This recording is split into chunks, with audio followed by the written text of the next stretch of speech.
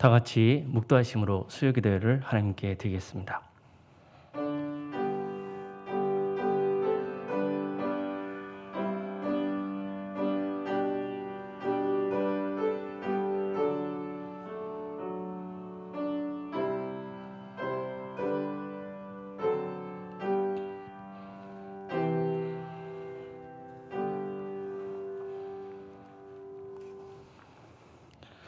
찬송가 620장 찬양하시겠습니다.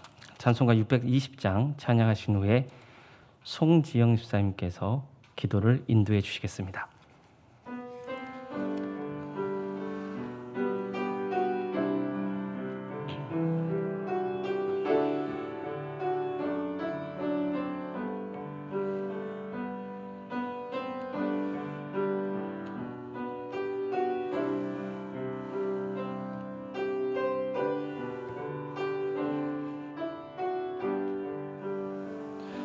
여기에 모인 우리 주의 은총 받은 자여라.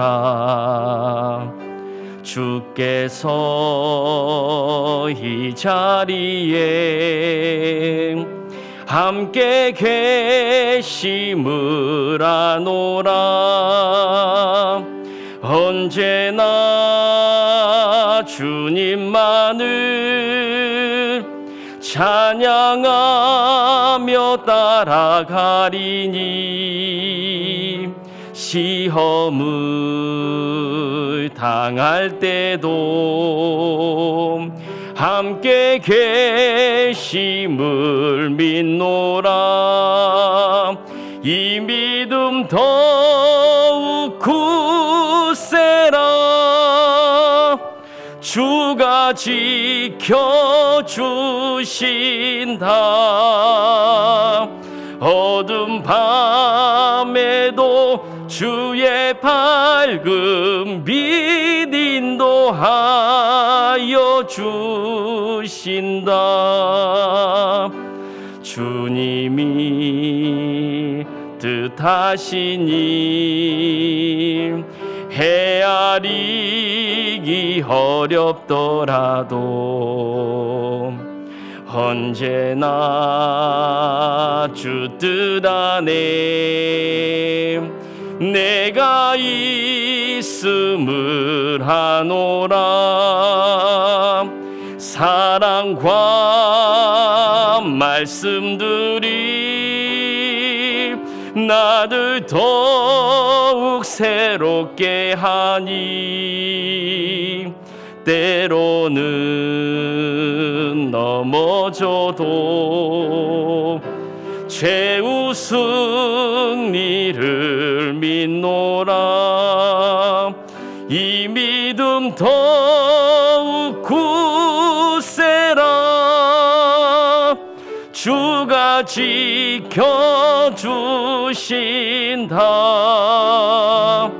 어둠 밤에도 주의 밝은 빛 인도하여 주신다. 여기에 모인 우리 사랑받는 주의 자녀라. 주께서 뜻하신 바 우리 통해 펼치신다. 고통과 슬픔 중에 더욱 주님 의지하오니 어려움 이겨내고 주님 더욱 찬양하라. 이 믿음 더욱 굳세라. 주가 지켜주신다.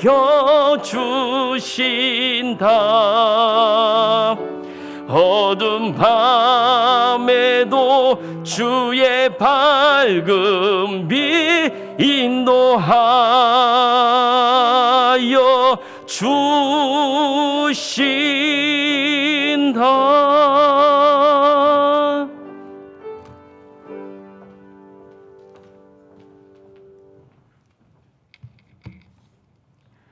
처음과 나중이 되시고 우리의 생사화복을 주장하시는 하나님 아버지, 지난 3일간도 은혜 가운데 지켜주셨다가 오늘 수요 예배로 함께 모일 수 있도록 허락하여 주심을 감사합니다. 우리를 구원하기 위해 육신으로 이 땅에 오신 예수님 은혜에 찬양과 경배를 드립니다. 주님은 우리에게 항상 좋은 것을 부어주시려고 하지만 우리는 주님의 사랑을 깨닫지 못하고 조그마한 일에도 분노하고 서로 불신하며 상처 주고 살았음을 고백합니다. 미련한 우리들을 불쌍히 여기시고 용서하여 주옵소서. 주님을 따르는 일이 어렵고 힘들더라도 주님의 자녀답게 담대히 순종하는 저희들 되게 하시고 주님의 사랑을 더 깊이 깨달아 내 자신도 사랑하고 이웃에게도 주님의 사랑을 전파하고 덕을 끼치는 참된 성도 되게 하시옵소서. 주님, 이 시간 우리 모두 성령님의 권능 받기를 간절히 구하오니 응답하여 주시옵소서. 우리에게 더 큰 믿음을 허락하시고 날마다 성령님의 은사를 간구하며 내게 능력 주시는 자 안에서 내가 모든 것을 할 수 있다라고 한 사도 바울의 고백이 우리의 고백이 되게 하시옵소서. 하나님 일을 할 때에도 성령님의 충만함으로 기쁘게 임하게 하시고 믿음, 소망, 사랑으로 실천하는 성도 되게 하시옵소서. 우리가 입으로 뱉는 모든 말들이 주님의 영광을 드러내게 하시고 이웃을 위로하고 감싸주는 축복의 통로가 되게 하옵소서. 주님, 코로나19가 속히 퇴치되고 주님의 평강이 회복되게 해주소서. 코로나 백신이 차질 없이 국민들에게 보급되어 하루빨리 집단 면역이 이루어지고 우리도 마스크를 벗고 생활할 수 있는 날이 속히 오게 도와주시옵소서. 주님, 이 시간 우리 교회 아프신 분들을 위해 기도합니다. 원하지 않는 병마로 인해 고통받고 계신 우리 교우들이 많습니다. 주님의 전을 사모하여 나오고 싶지만 나오지 못하고 깊은 절망에 빠진 우리 교우들을 주님께서 일일이 찾아가 위로해 주시고 능히 모든 것을 이기시는 주님께서 성령의 역사로 치유시켜 주시옵소서. 우리가 할 수 있는 것은 오직 주님께 의지하며 중보하는 것뿐이오니 우리의 간절한 기도를 들어주실 것을 믿습니다. 오늘 말씀 들고 단위에 서신 박현덕 목사님께 은혜로 함께하사 우리에게 주시는 말씀들이 근심과 어둠에 억눌렸던 영이 되살아나고 우리의 닫혔던 마음들이 활짝 열리게 하옵소서. 담임 목사님을 비롯한 모든 교역자님들의 건강을 지켜주시고 날마다 새로운 힘을 허락하여 주옵소서. 이 시간 우리가 가지고 왔던 모든 짐을 내려놓습니다. 집으로 돌아갈 때는 우리 심령에 은혜만 가득하여 기쁨이 넘치게 하실 줄 믿사오며 이 모든 말씀 우리를 구원하여 주신 예수님 이름으로 기도했습니다. 아멘.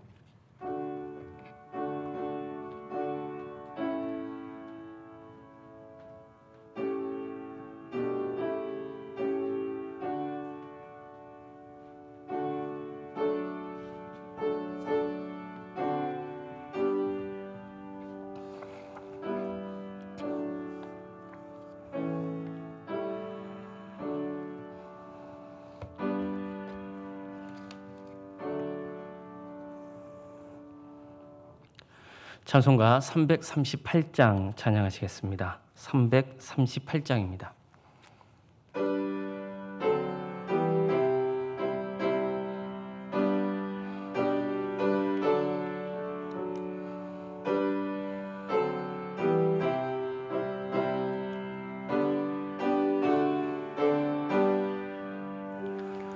내 주를 가까이 하게 함은 십자가 짐 같은 고생이나 내 일생 소원은 늘 찬송하면서 주께도 나가기 원합니다. 내 고생하는 것 옛 야곱이 돌베개 베고 참 갔습니다. 꿈에도 소원이 늘 찬송하면서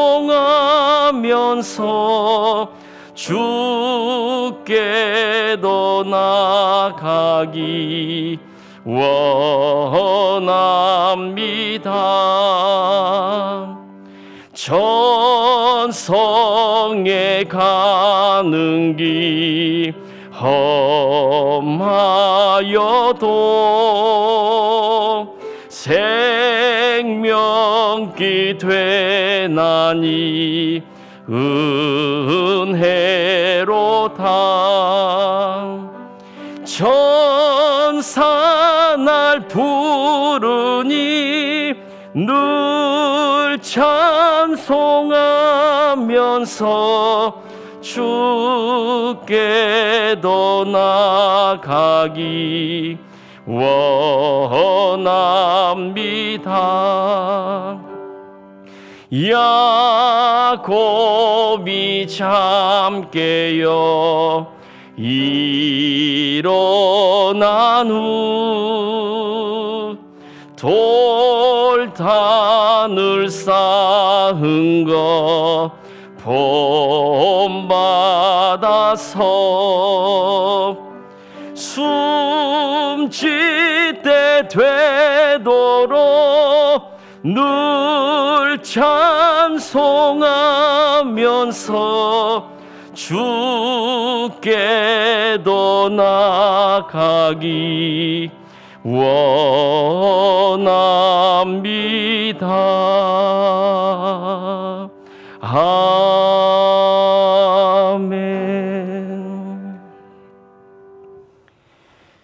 하나님 말씀 함께 보겠습니다. 구약 성경 호세아 10장 1절에서 15절 말씀입니다.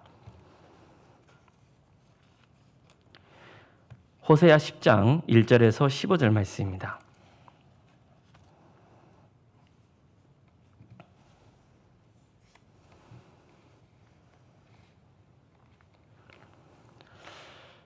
호세아 10장 1절에서 15절까지 말씀을 봉독하겠습니다. 이스라엘은 열매 맺는 무성한 포도나무라. 그 열매가 많을수록 제단을 많게 하며 그 땅이 번영할수록 주상을 아름답게 하도다. 그들이 두 마음을 품었으니 이제 벌을 받을 것이라. 하나님이 그 제단을 쳐서 깨뜨리시며 그 주상을 허시리라.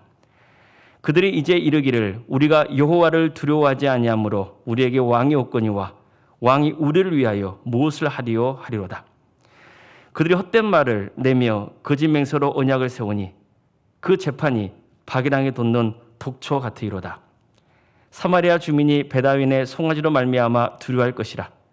그 백성이 슬퍼하며 그것을 기뻐하던 제사장들도 슬퍼하리니 이는 그의 영광이 떠나감이며 그 송아지는 아수르로 옮겨다가 예물로 야렙 왕에게 드리리니 에브라임은 수치를 받을 것이요 이스라엘은 자기들의 계책을 부끄러워할 것이며 사마리아 왕은 물 위에 있는 거품같이 멸망할 것이며 이스라엘의 제 곧 아웬의 산당은 파괴되어 가시와 찔레가 그 제단 위에 날 것이니 그때 그들이 산더러 우리를 가리라 할 것이요 작은 산더러 우리 위에 무너지라 하리라.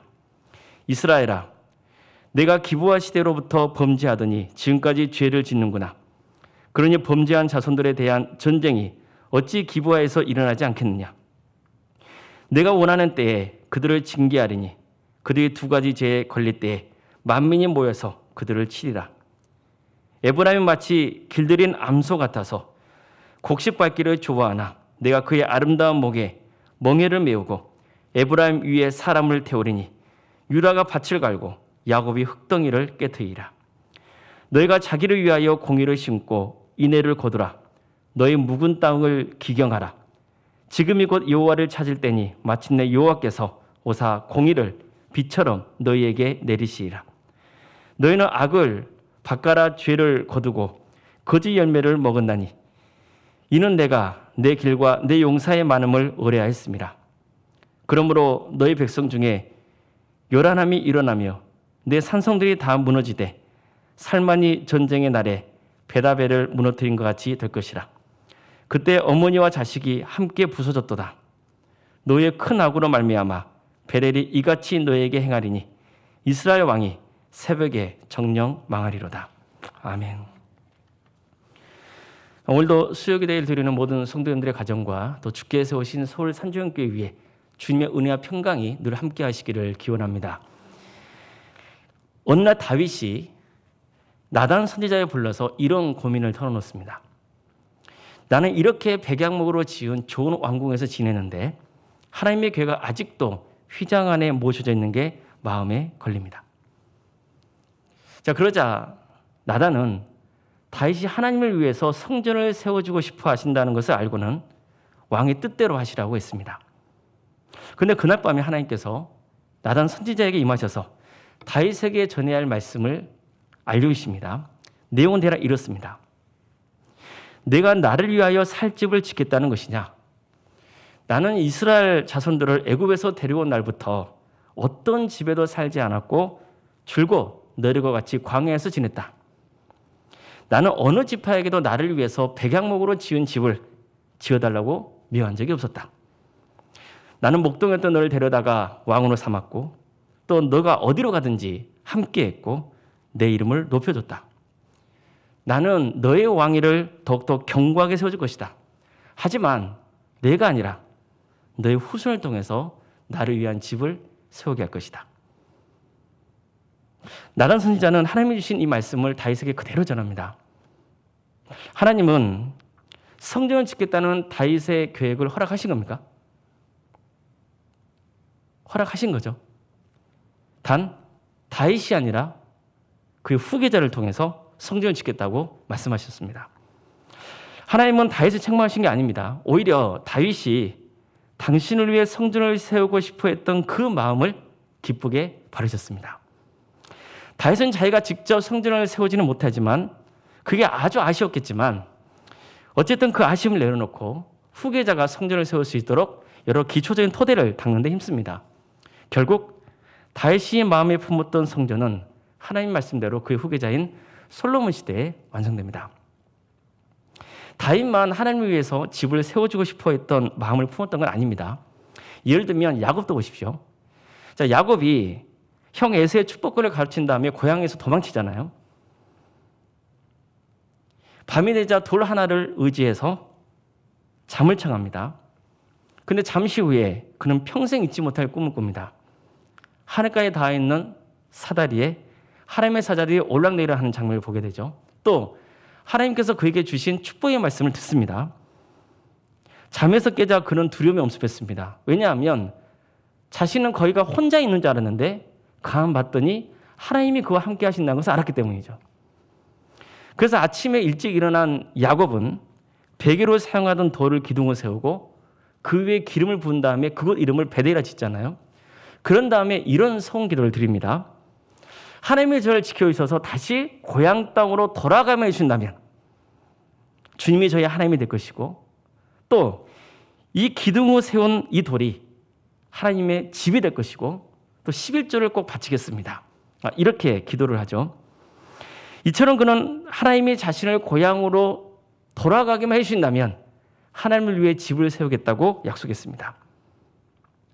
자, 솔로몬 시대에 세워진 성전은 바벨론 침략으로 무너지죠.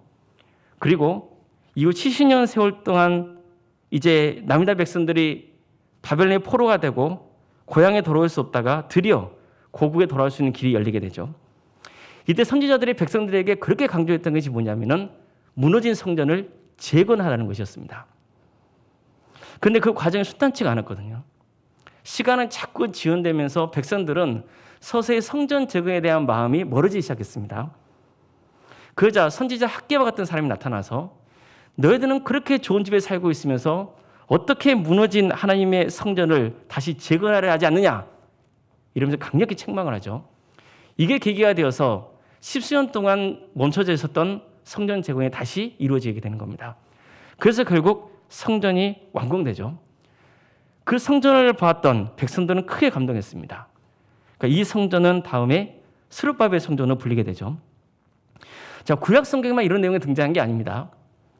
예수님 당시에도 로마에 의해 무너졌던 스룹바벨 성전에 이어서 아주 화려하고 웅장한 새로운 성전이 세워지고 있었습니다. 헤롯 왕의 주도로 세워졌다고 해서 헤롯 성전이라 불렸지만 사실 그의 신앙심 때문에 세워진 건 아니죠. 백성들의 환심을 사기 위한 정치적인 목적이 컸습니다. 그래도 백성들은 좋아했을 거예요. 다음으로 예수님이 베드로, 야고보, 요한을 데리고 변화산에 올라가신 적이 있었죠. 그때 예수님께서 아주 영광스러운 모습으로 변형되시고 모세와 엘리야와 대화를 나누시잖아요.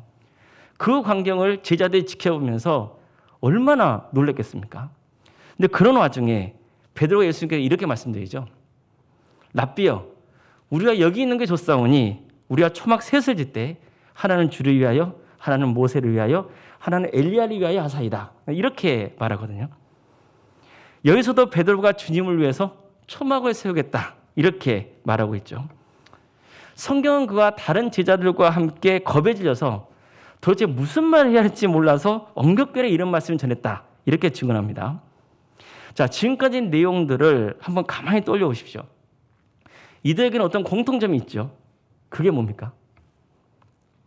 예배 장소와 관련이 있습니다. 나름 깊이 생각했던지, 두려움에 사로잡혀서 했던지, 정치적인 목적이었던지, 엉겹결에 말을 했던지, 어쨌든 신앙이라면 주님이 거하실 장소, 주님을 예배할 집을 세우고 싶어하는 게 자연스러운 일인 것처럼 보입니다. 제가 예를 들었던 사람들만 그런 게 아니죠. 예수님께서 부활 승천하신 다음에 지금까지 전 세계에 얼마나 많은 교회당들이 세워졌습니까? 지금도 세워지고 있고 앞으로 세워지고 있을 겁니다. 우리 교회당도 세상에 이미 존재하는 교회당 중에 하나죠. 우리 교회도 중국이나 인도네시아에 교회당들을 세우지 않았습니까? 우리나라의 경우는 북한에서 신앙생활 하시다가 6.25 전쟁을 계기로 남쪽을 피난 오신 분들이 상당히 많잖아요. 이분들은 아주 큰 꿈이 있습니다. 그게 뭐겠습니까? 언젠가 통일이 되면 다시 고향 땅에 가보고 싶은 거죠. 그런데 신앙이라면 또 하나의 꿈이 있죠. 어떤 꿈이겠습니까? 북한 땅에 무너진 교회당을 다시 재건하고 싶어하는 그런 마음들이 있는 거거든요. 우리 교회도 통일만 되면 북한 땅에 평안 산정교회 재건을 위해서 힘을 보태고 싶은 마음이 있지 않습니까? 기왕이면 더 좋고 멋진 교회당을 세우고 싶어 할 겁니다. 주님께 봉헌할 건데 어떻게 대충 세울 수 있겠습니까? 이건 신앙인으로서 자연스러운 마음 같습니다. 예배 장소가 많다는 것은 그만큼 뭐가 많다는 것을 보여주는 겁니까? 예배를 드리는 신자들이 많다는 거죠. 신자들이 많으니까 당연히 예배당이라 할지 예배 장소가 많아지고 또 건물 규모도 커지는 겁니다. 외국에서는 우리나라가 여전히 불교 국가라는 인식이 좀 있는 편이죠. 그런데 막상 이분들이 한국에 오면 특히 밤길을 돌아다닐 때 수많은 십자가를 내온 사인을 보고 깜짝 놀란다고 그러잖아요. 와, 이상하다. 한국은 불교 국가인데 왜 이렇게 교회당이 많지? 기독교인이 많나 보다. 이런 생각을 한대잖아요. 그러고 보면 신앙생활하는 거하고 예배 장소는 아주 밀접한 관계가 있는 것 같습니다. 오늘 살펴보려는 호세아 10장도 예배 장소와 관련이 있는 말씀이 나옵니다. 본문은 다음과 같은 말씀을 시작합니다. 호세아 10장 1절 말씀입니다. 제가 이 부분을 봉독해 드리겠습니다. 이스라엘은 열매 맺는 무성한 포도나무라. 그 열매가 많을수록 재단을 많게 하며 그 땅이 번성할수록 주상을 아름답게 하도다. 자, 지금 호세아는 북이스라엘이 가장 번성했던 시절을 전하고 있습니다. 북이스라엘은 여로보암 2세 시대, 그때가 최고의 전성기를 누리고 있었던 때였습니다. 그러니까 그 기간 동안 솔로몬 시대의 영토를 회복했고 또 경제적으로도 번영했습니다. 정말 호세아의 표현대로 열매가 무성한 포도나무 같은 시절이었습니다. 호세아는 북이스라엘의 경제적인 부흥만을 전한 게 아닙니다. 또 한 가지 번성했던 게 뭔지를 알려주고 있습니다. 북이스라엘이 강대해질수록 더 많은 제단이 세워지고 더 화려한 주상들이 세워지게 됐다는 거죠. 자, 이것은 무엇을 알려주는 겁니까? 예배 장소의 부흥이죠. 이처럼 북이스라엘은 경제적인 부흥과 또 예배 장소의 부흥이 함께 선순환을 이뤘습니다. 자, 이건 나쁜 일입니까? 좋은 일입니까? 좋은 일 아닙니까? 우리가 경제가 발전하고 잘 살게 된 게 다 누구 은혜 때문에 믿습니까? 하나님 은혜 때문에 믿고 있죠. 많은 사람들이 신앙생활을 하고 교회당들이 많이 세워진 것도 하나님 베푸신 은혜 때문이라고 믿고 있죠. 우리가 신앙생활을 잘해서 경제가 이만큼 발전했다고 생각합니다. 그래서 앞으로도 신앙생활만 잘하면 하나님이 복을 주셔서 우리나라가 더 잘 살게 되고 더 많은 교회당이 세워질 것으로 믿고 있죠. 그렇지 않습니까? 사실 여로보암 2세가 다스리던 때에 북이스라엘 백성들의 분위기도 대충 이랬습니다. 그냥 분위기는 그랬습니다. 그런데 호세아는 달랐습니다. 그는 이렇게 말씀합니다. 10장 3절 말씀입니다. 그들이 두 마음을 품었으니 이제 벌을 받을 것이다. 하나님이 그 제단을 쳐서 깨뜨리시며 그 주상을 허시이라. 이제 호세아는 심판의 메시지를 전합니다. 북이스라엘은 벌을 받게 될 것이다. 그리고 하나님이 직접 만드셨던, 하나님이 직접 그들이 만든 제단을 칠 것이고 주상을 깨뜨려 버릴 것이다. 이렇게 경고했던 거죠. 왜입니까? 이유가 분명하잖아요. 그들이 어떤 마음을 품었기 때문입니까? 두 마음을 품었기 때문이죠. 두 마음 품었다는 것은 뭡니까? 그들이 하나님만 아니라 바알과 같은 우상도 함께 섬겼다는 거죠. 자, 호세아는 이 점을 지적하기 위해서 너희가 두 마음을 품었다고 했던 겁니다. 근데 보세요. 두 마음을 품었다는 것은 바알에게도 마음을 줬지만 또 하나님을 향한 마음도 여전히 품고 있다는 느낌도 주잖아요. 그렇다면 그들 마음이 하나님에게서 완전히 멀어진 게 아니라고 주장할 수도 있잖아요. 근데 그렇습니까? 너희가 두 마음을 품었다는 것은 너희는 전혀 하나님을 믿지 않았다. 하나님을 전혀 사랑하지 않았다. 이 말과 같은 뜻입니다. 왜 그럴까요? 자, 결혼한 남자가 있는데 딴 여자가 생겼습니다. 그러다가 아내에게 들통이 납니다. 이때 남편이 간곡히 말합니다. 미안해. 사실 나 그 여자 사랑해. 그런데 당신도 사랑해. 이게 말이 됩니까? 자, 그 말을 듣고 그래도 이 사람이 나는 사랑하는구나 이렇게 생각할 아내가 어디 있겠어요? 그 남편의 이런 말은 완전히 거짓이고 위선이잖아요. 아내를 사랑하는데 딴 여자에게 마음이 갈 수 있습니까? 설령 잠시 갔다 하더라도 진짜 아내를 사랑하면 무조건 관계를 끊어야죠. 그렇죠? 나는 그 여자를 사랑하지만 당신도 사랑해. 완전 헛소리죠. 그러니까 호세아는 이 점을 지적했던 거예요.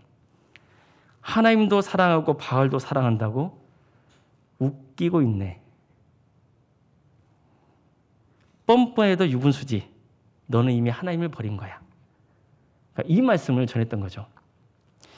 자, 호세아는 북이스라엘이 열매 맺은 포도나무 같다고 했습니다. 그러니까 경제적으로 풍요로웠고 또 종교적으로도 부흥했기 때문이에요. 자, 당연히 여러 곳에 제단과 주상들이 세워졌고 또 제단을 찾아와서 예배드리는 사람들이 많았겠죠. 정말 겉으로 보면 열매가 풍성한 포도나무처럼 보였습니다. 하지만 그들의 진짜 모습은 열매는커녕 가지만 앙상에 남은 포도나무에 불과했습니다. 열매를 맺지 못하는 포도나무, 뭐로밖에 쓸 게 없나요? 기껏해야 땔감이죠. 그래서 하나님은 제단과 주상을 다 할 것이고 아수르에게 처참하게 멸망당할 것이라고 말씀했던 겁니다. 자, 오늘 본문을 예배의 장소, 특히 교회당과 관련해서 우리가 어떤 점을 되새겨 봐야 할까요? 자, 사람들 중에는요, 예배 장소에 대해서 비판적인 경우가 좀 있죠. 여러분은 어떻습니까?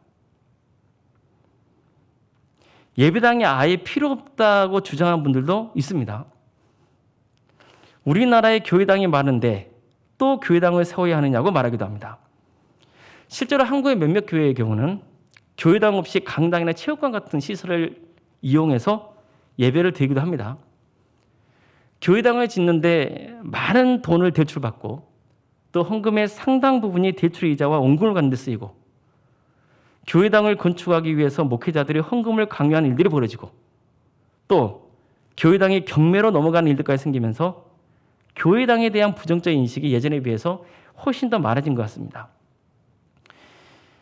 그래서 예배당 없이 외부 시설을 이용하는 교회를 좋게 보는 시각도 있는 것 같습니다.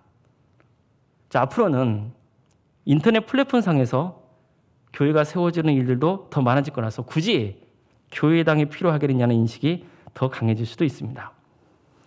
사실 교회당이 반드시 있어야 하느냐 필요 없느냐, 이것은 쓸데없는 논쟁이라고 생각합니다. 예배당 없이 외부 시설에서 예배드리면서 성장한 교회도 특히 교회학교 학생들의 신앙교육 등을 이유로 부득이 건물을 소유하는 경우가 있습니다. 또 교회당 건물이 없는 교회라도 예배 장소를 빌리는 데 드는 비용이 만만치 않은 경우도 또 있습니다. 그래서 무조건 교회당 없는 교회가 바르다, 좋다는 것은 지나친 편견일 수 있습니다. 물론 너무 많은 빚을 지면서까지 교회당을 세우거나 또 유지 비용이 많이 지출되면 안 된다고 하는 것은 만든 것, 그건 맞습니다. 하지만 교회당은 우리가 예배드리고 또 신앙교육이 이루어지고 선교활동을 하는데 여전히 필요하죠. 성경은 절대로 교회당에 대해 부정적이진 않습니다. 단 우리가 바른 신앙생활에서 멀어진다면 아무리 멋지고 화려한 교회당을 세워서 하나님께 봉헌해도 또 거기서 신앙생활을 해도 하나님께서 친히 부셔버릴 것일 겁니다. 그러니까 이 점을 우리는 명심해야 되는 거죠. 그래서 진짜 중요한 게 뭡니까? 예배 장소가 중요합니까? 아니면 예배자의 마음 중심이 중요합니까? 예배 장소가 아니라 예배자의 마음 중심이 중요합니다. 자, 다윗을 보십시오. 그는 하나님께 성전을 지어드리고 싶었습니다. 나는 이렇게 좋은 왕궁에서 사는데 하나님의 궤가 아직도 휘장 안에 모셔져 있는 게 마음에 걸렸기 때문이에요. 마치 자기는 좋은 집에서 살고 있는데 부모님은 허름한 집에서 지내는 게 마음에 걸렸던 자식의 마음 같잖아요. 하나님은 그 마음을 보는 거죠.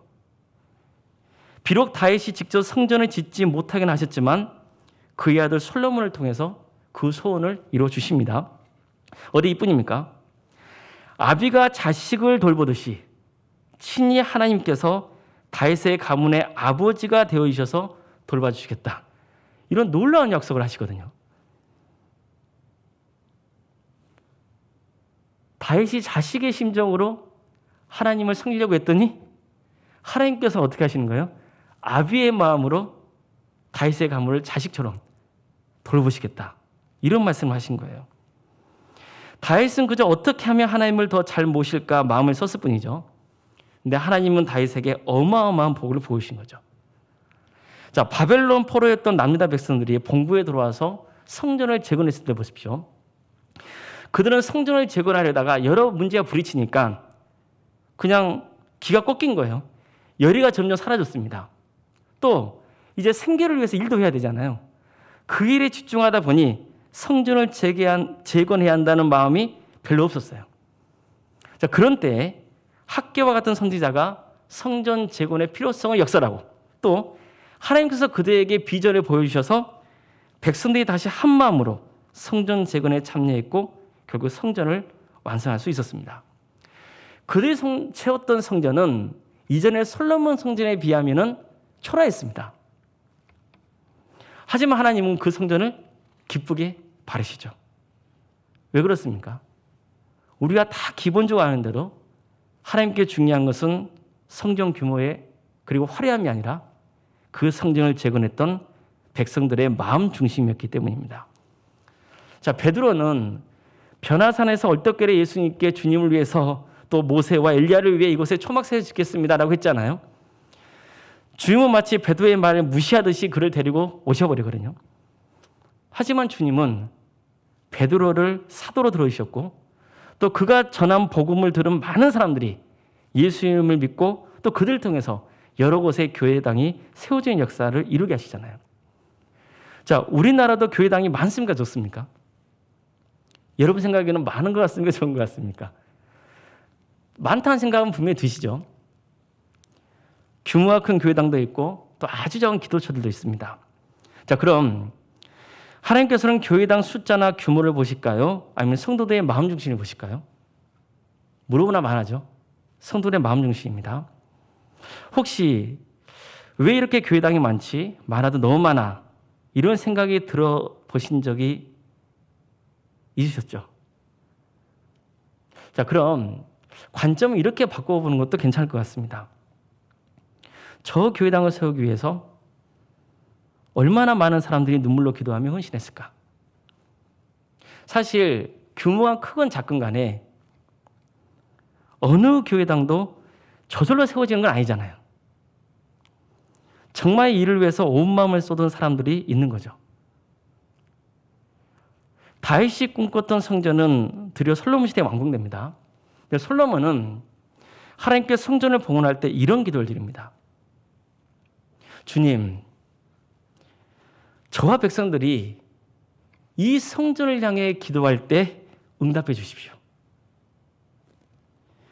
우리가 잘못을 저질러도 진심으로 죄를 뉘우치고 주님께 돌아와 회개하거든 제발 용서해 주십시오.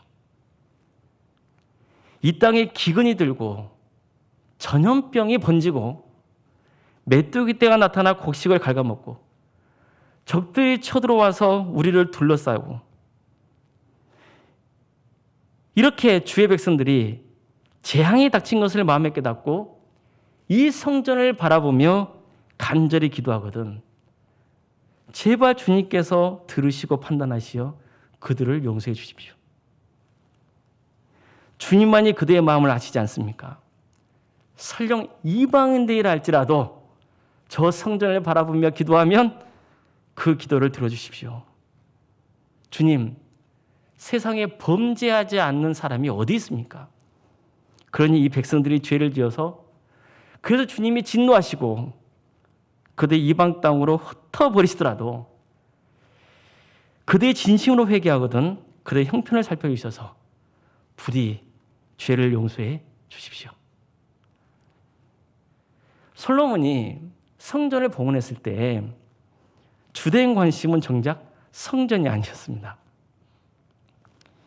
어떤 재질로 지어졌는지, 몇 층으로 세워졌는지, 돈은 얼마나 들었는지, 어느 정도 규모인지 중요하지 않았습니다. 뭐가 중요했습니까? 이 성전의 주인이신 하나님이 중요했습니다. 또 백성들이 죄를 지었을 때 그들의 죄를 회개하면 하나님이 용서해 주시는 게 중요했습니다. 그는 성전 봉헌실 때 백성들에게 이런 말로 간곡히 전했습니다. 열왕기상 8장 61절 말씀을 세 번역으로 제가 봉독해 드리겠습니다. 그러므로 그의 백성인 여러분도 주 우리의 하나님과 한 마음이 되어서 오늘과 같이 주의 법도대로 걸으며 주의 계명을 지키기를 바랍니다. 두 마음을 품으라는 거예요? 한 마음을 품으라는 거예요? 한 마음으로. 솔로몬도 백성들에게 한 마음을 강조하고 있죠. 두 마음을 품지 말고 하나님과 한 마음을 품으며 주님의 계명을 잘 지키라고 했습니다. 솔로몬의 성전을 봉헌했을 때 보여준 이 위대한 신앙이 끝까지 변치 않았다면 얼마나 좋았겠습니까? 안타깝게도 그는 이 기본적인 진리에 망각했죠. 최고의 지혜를 가졌다는 솔로몬조차 우상 숭배의 늪에 빠지죠. 그래서 그의 사후에 이스라엘은 분열되는 아픔을 겪죠. 결국 그가 세웠던 솔로몬 성전도 바벨론에 의해 무참하게 부서지고야 마는 거죠. 하나님께서 북이스라엘 백성들에게 바라시는 것은 두 마음을 품지 않고 한 마음으로 하나님을 사랑하고 섬기는 것이었습니다. 개인적으로도 하나님만 섬기는 한 마음을 품어야 되고 또 민족 간에도 한 마음을 품는 거죠. 호세아가 북이스라엘을 포도나무로 비유했듯이 예수님도 포도나무 비유를 제자들에게 두으신 일이 있습니다. 요한복음 15장 6절 말씀을 봉독하겠습니다. 나는 포도나무요 너희는 가지라. 그가 내 안에 내가 그 안에 거하면 사람이 열매를 많이 맺나니 나를 떠나서는 너희가 아무것도 할 수 없습니다. 사람이 내 안에 거하지 아니하면 가지처럼 밖에 버려져 마르나니 사람들이 그것을 모아다가 불에 던져 사르느니라. 가지가 어디 붙어 있어야 돼요? 포도나무에 붙어 있어야 영양 공급을 받아서 계속 살아서 열매를 맺죠. 이렇듯이 우리도 하나님의 아들이신 예수님께 꼭 달라붙어 있어야만 열매 맺는 신앙생활을 할 수 있다는 뜻이죠. 그래야 내용도 살고 다른 사람을 구원으로 인도할 수 있습니다. 자, 가지는 포도나무에 딱 붙어 있어야만 생명이 있습니다. 생명이 있기 때문에 열매를 맺을 수 있습니다. 반대로 포도나무에서 떨어지는 순간 가지는 죽습니다. 가지에 생명이 없기 때문에 열매는 당연히 맺을 수 없습니다. 그래서 가장 중요한 것은 이 비유를 통해서 우리가 반드시 깨달아야 될 것은 우리는 예수님께 무조건 달라붙어 있어야 한다는 겁니다. 그래야 산다는 거죠. 안 그러면 교회당이 크고 화려한 것은 아무 의미가 없습니다. 그냥 죽은 교회입니다. 죽어 있으면 뭘로 쓰이게 될까요? 땔감이죠. 불에 던져지는 거예요. 이처럼 예수님은 무서운 경고의 말씀하신 겁니다. 이것은 무슨 뜻인가요? 심판당한다는 거죠. 그래서 무조건 가지는 포도나무에 붙어 있어야 됩니다. 어떤 경우에도 우리는 예수님께 붙어 있어야 됩니다. 우선 이게 가장 중요합니다. 오늘 본문에서 호세아는 포도나무 비유뿐만 아니라 또 한 가지 비유를 전하고 있습니다. 암소의 비유입니다. 10장 11절 말씀을 봉독하겠습니다.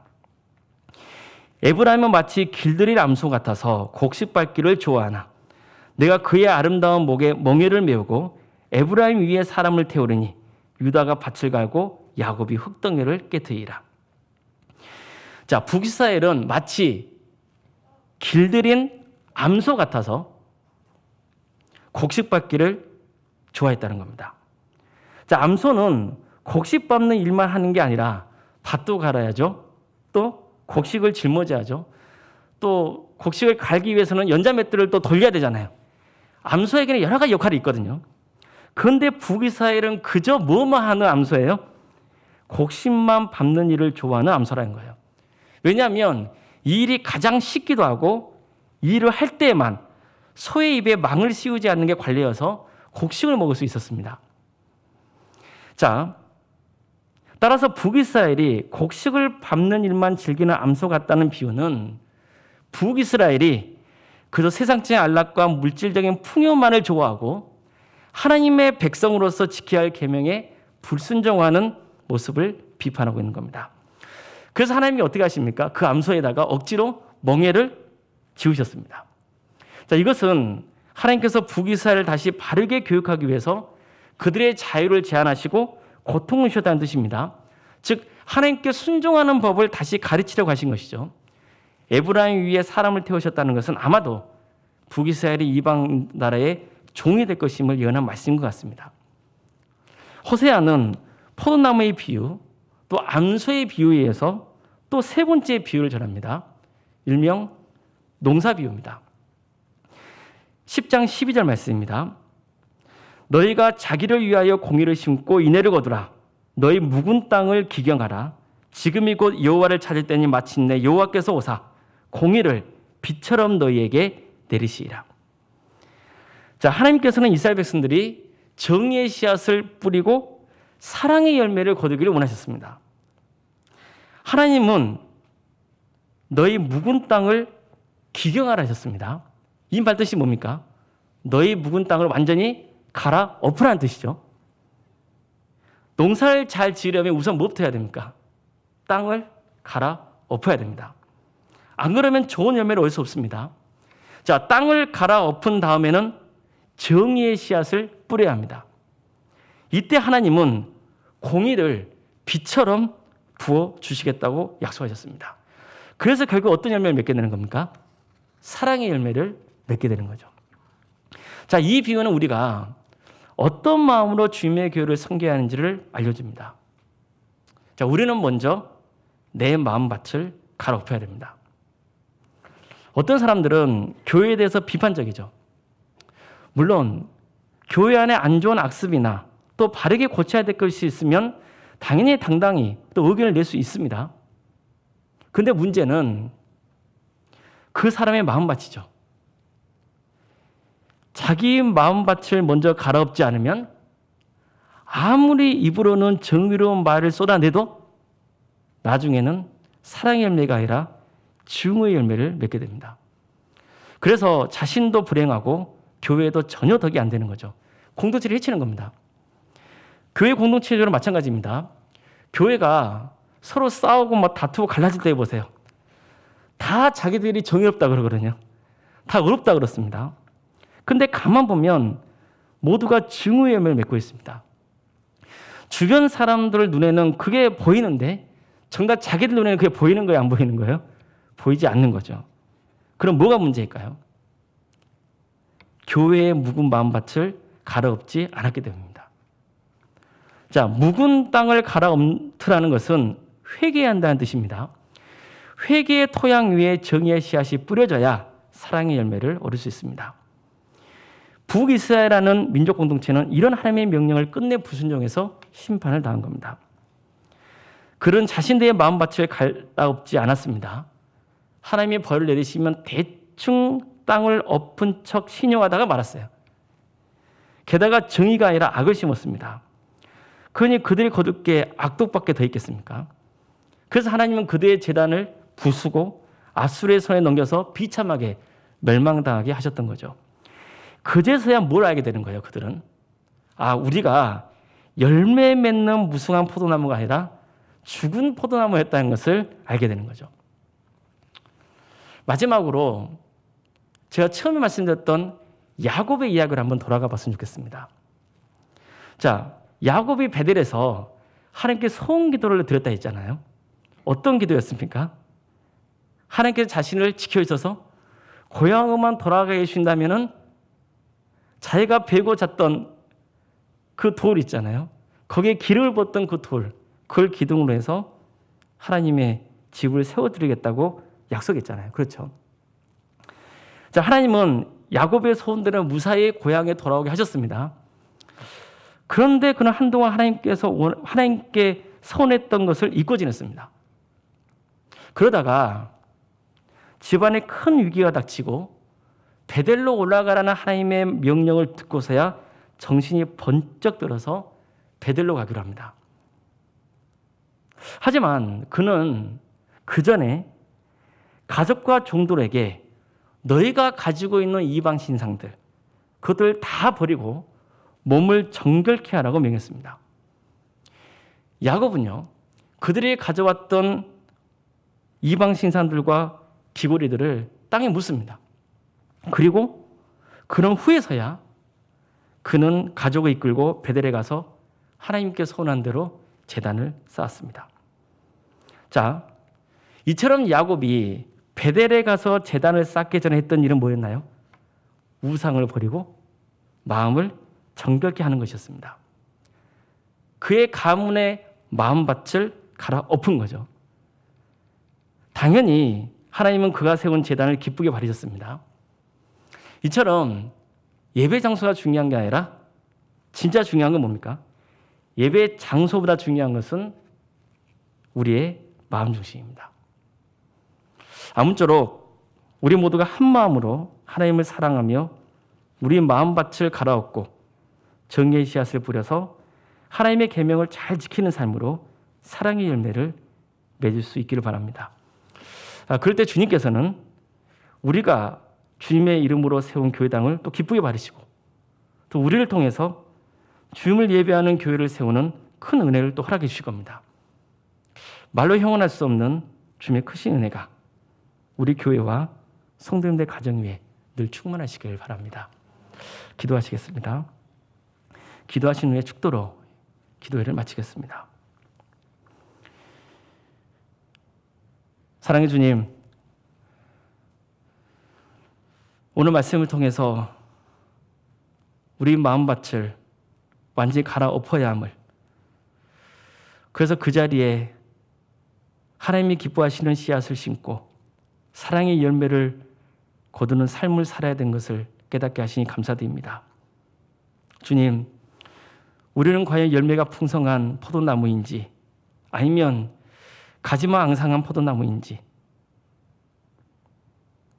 오늘 말씀을 통해서 스스로를 돌아보게 하시며 특별히 주께 세우신 이 산정교회 정말 주님께서 주인이 되어 주셔서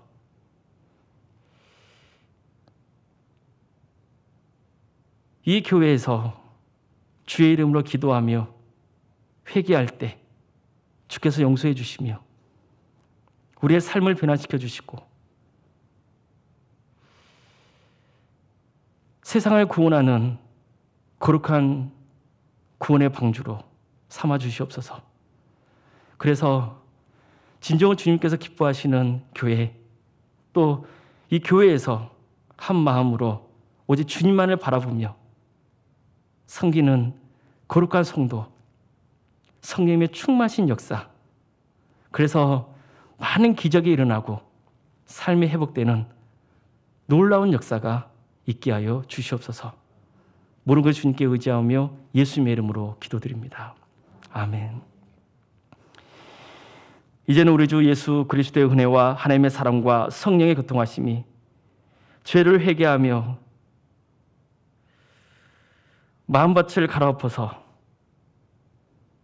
주님께서 기뻐하시는 바른 씨앗을 뿌려 진정으로 하나님께서 기뻐하시는 신앙생활로 사랑의 열매를 맺고 참된 부흥의 역사가 이루어지기를 소망하는 모든 성도들 머리 위에 또 주께 세우신 서울 산정교회와 이 나라 민족 위에 북한 동포들 위에 지금도 영원토록 함께 하시기를 간절히 축원하옵나이다.